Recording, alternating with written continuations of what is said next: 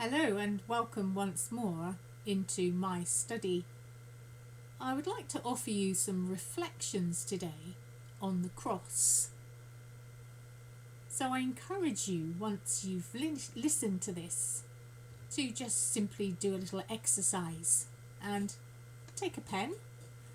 I'll use my finger to demonstrate. Take a pen and a piece of paper and merely just draw a line from the very top in the middle of the page right the way down to the bottom. Then take your pen again and do a horizontal line all the way across the middle of the page. What you've got there, of course, is the geometric shape, one of the most powerful symbols of the entire world, the cross. You can't get away from the cross. It's everywhere. Not just in churches and cathedrals, but it's found in homes, in movies, in paintings and music videos. And of course we wear it too, as earrings, as a necklace, stitched or studded onto leather and denim. In fact, I have one on today. My Celtic cross. It's an unbelievably recognised symbol. I wonder what Coca-Cola or McDonald's would give to own such a symbol that countless millions of people wear round their necks every single day. The cross on which Jesus was executed some 2,000 years ago has been a symbol for his followers from very early on. At first, they were scared to display it publicly in case they were persecuted or mocked. But after the Emperor Constantine converted to Christianity in the 4th century, crucifixion was abolished as a punishment, and the cross was promoted as a symbol of the Son of God. It's been with us ever since. But what does it mean in today's culture? Why do people still want to wear it? Is it superstition, or fashion, or faith? Or maybe it's all three. While other ancient symbols gently fade, the cross, the most gruesome Roman instrument of torture, continues to be a part of the backcloth of our daily lives. Even here in the UK, where church membership is in rapid decline, the cross is as popular as ever. Not long ago, you might wear a small cross under a shirt if you were a church goer, or a big one outside of your shirt if you were a cardinal. In recent years, though, it's become the height of fashion, and many celebrities won't step out in public without sporting a big chunk of jewel-encrusted silver in the form of a cross. It is definitely a fashion symbol for many. There's also much superstition around the cross, belief that the cross can ward off evil and protect the wearer. That goes back a very long way. From the early centuries of Christianity, it's been a custom among Christians to make the sign of a cross on themselves with their hand. At first, it was done with the thumb on the brow on rising in the morning, sitting down to eat, starting a journey, and on going to bed. Then it grew into the fuller gesture we have today, from head to heart and shoulder to shoulder. Some of the hottest debates about the meaning of the cross in recent years has been conducted not in churches but in art galleries. Artists have always used the cross as a way of getting a reaction, and it isn't just painters either. Movie directors are well aware of its potency too. No matter how much the cross gets into popular culture, no matter how much Madonna, for instance, and others wear a cross in their videos, no matter how much that happens, we still have a certain reverence for the cross which never goes away, and a distinct feeling of uneasiness when a cross is put on screen. But if filmmakers understand the power of the cross to stir up an audience, what about musicians? The artist formerly known as Prince surprised his fans in 1987 by dropping a song called The Cross into the middle of his dance double album, Sign of the Times. And Prince isn't the only one. In Madonna's videos, she didn't just wear a cross, she wore lots of huge crosses and danced around lots of others. She even set light to them. If the cross is abused, mocked or trivialised, many people still feel outraged, but the original image itself was pretty horrifying. The vision of a tortured human being left to die in agony, his arms nailed wide open in a lost embrace, should be one of the most shocking images in our culture. But perhaps it isn't that shocking anymore. Maybe our saturation with images of violence has inoculated us against being shocked. Mel Gibson's Passion of the Christ, which came out in 2004, is absolutely 2 hours of relentless physical torture. It was a film about someone being flailed and battered and flagellated and abused and tortured and then turned over and had it all done on the other side. And then that individual was graphically nailed to a cross and hung. Not everyone who saw the film were Christian. Many watched that film for entertainment. Perhaps we could ask the question whether the cross is becoming the cruciform, just a geometric shape, like a rectangle or a square. Are we witnessing the death of one of the world's richest and most potent symbols? While there are still people who believe it can change the world, then perhaps not.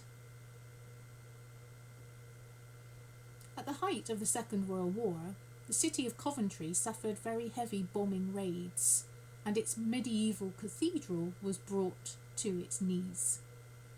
One November morning in 1940, after a particularly damaging attack, a young clergyman, Philip Wales, was picking over the mountain of rubble where once a great cathedral stood. Philip's daughter, Mary, tells us the story. These are her words.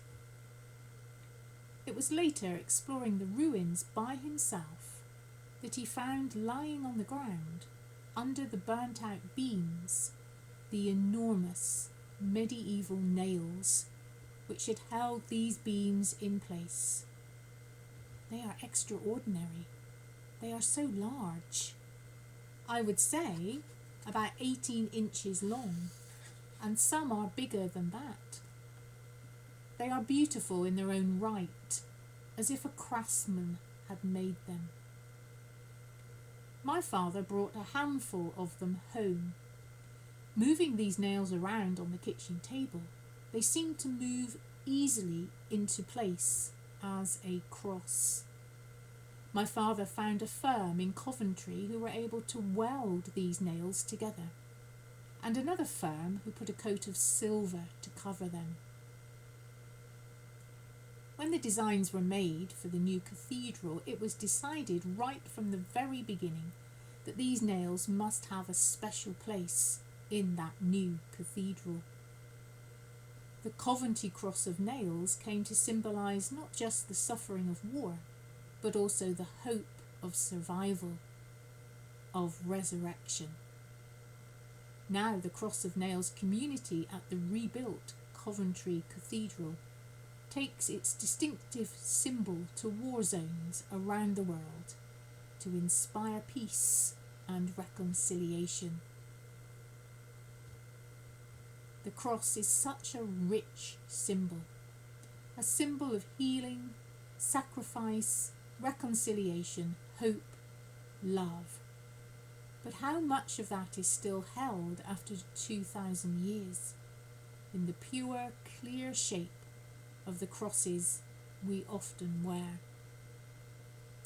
Mother Claudia of Tyburn Convent believes there's a whole world of meaning in even the simplest cross. Here is what she has to say. The physical symbol of the cross. There's a vertical coming down from heaven, entering into the earth, implanted in the earth. There's the horizontal, the human crossing the vertical, crossing the divine. If you take away one of those parts, take away the vertical, there's no cross. If you take away the horizontal, there's no cross. So it's the fusion, the union of these two aspects, the divine and the human. It's that gives the cross its power and its significance and its meaning. That God is always with us, and He's particularly with us in our sufferings, in our cross. And He cannot and will not separate Himself from us in our sufferings. He's always there to help us and console us, give us the strength to go on. So it is a great symbol of hope in that way. You can look up at the cross and see the vertical coming down from heaven. And you can keep going up to heaven, to God.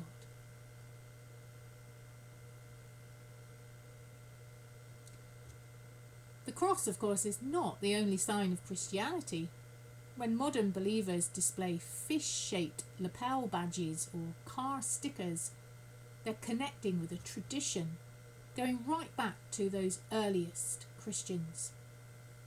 But there's something special about the cross that still holds us in its sway. The poet R.S. Thomas put the survival of the cross down to its great simplicity, its perfect geometry. But surely it's got to be more than that. Does it not connect with the violence and the goodness of humanity in equal measure? Does it not deepen the sense of what it means to be a parent, to be someone's child, to love, to lose, to suffer, to hope? For some, it represents the seminal event in human history. For others, it's a great piece of jewellery. But it still counts, and it still matters.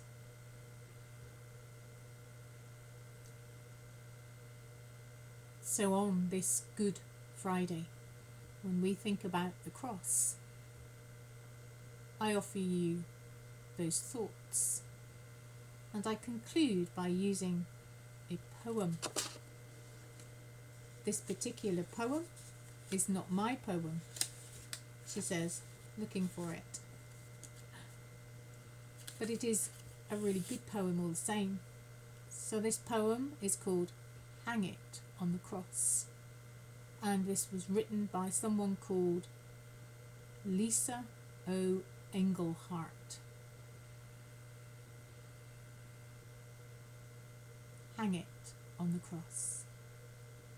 If you have a secret sorrow, a burden, or a loss, an aching need for healing, hang it on the cross. If worry steals your sleep and makes you turn and toss, if your heart is feeling heavy, hang it on the cross. Every obstacle to faith or doubt you come across, every prayer unanswered, hang it on the cross. For Christ has borne our brokenness and dearly paid the cost to turn our trials to triumph, hanging on the cross. So I leave you with those thoughts. God bless.